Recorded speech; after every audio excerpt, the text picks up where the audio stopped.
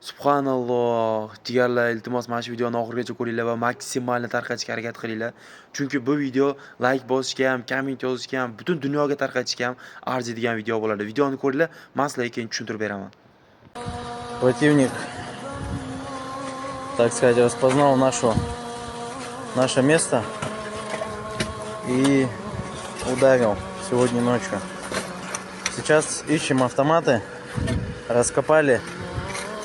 И в этом во всем, так сказать, тут маленечко обнаружили, я сразу же остановил ребят. И чтобы вы понимали, эта книга в воде не тонет, в огне не горит. Если мы ее сейчас еще и откроем, то есть мы видим, насколько весь дом погорел после прилета.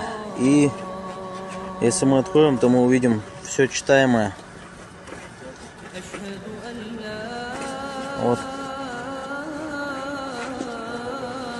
Делайте выводы. Войско Иисуса в битве против Даджаля. Mana jigarlar, videoni ko'rdinglar. Bu video Rossiyadan olingan. Ya'ni Rossiya urush o'chog'ida aynan ko'p qavatli domga o'sha raketa kelib tushishi oqibatida butun dom yonib kul bo'lgan. Lekin aynan bitta o'sha bizning kitob, ya'niki Iso alayhissalomning Dajjolga qarshi kurash haqida yozilgan kitob umuman yonmagan. Videoni ko'rdinglar jigarlar. Subhanalloh, mashalloh, Alloh saqlayman desa, o'sha Qur'on kitobini ham aytgan, men saqlayman, hech kim hech narsa qila olmaydi degan. Mana isboti.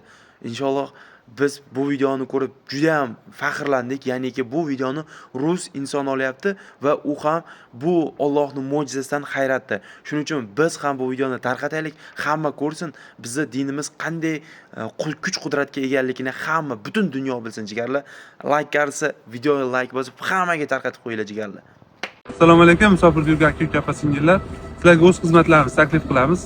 Inini, siniz, turdoyda ko'r odamlarni bilan va zapret proyektga va registratsiya xizmati. Ismim Avazxon, shaxsan o'zim javob berib, shaxsan o'zim bitirib beraman. 100% original, xudo xolasa. Aloqaga chiqasizlar, tezlashtirib, muhimi sifatli qilib bitirib beraman. Max Telegram, WhatsApp nomerimni yozib olasizlar, aloqaga chiqarasizlar, kimga qaysi udoqlik. +7 926 132 42 42. O'zbekiston nomerim. +99 894 994 77 00. Aloqada bo'lamiz, xudo xolasa. Hozirgi kunda Rossiyada rubl kursi pasayib ketdi, ya'ni 144, 145 bo'lyapti.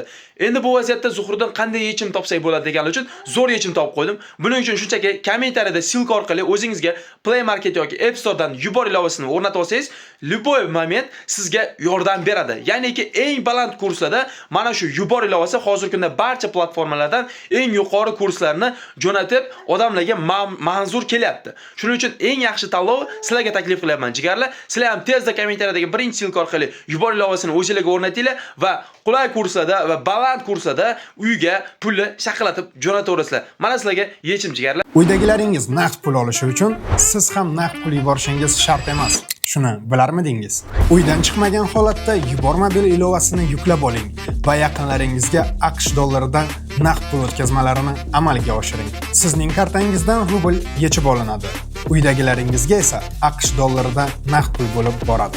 Hoziroq Yubor mobil ilovasini yuklab oling va qulayliklaridan bahramand bo'ling.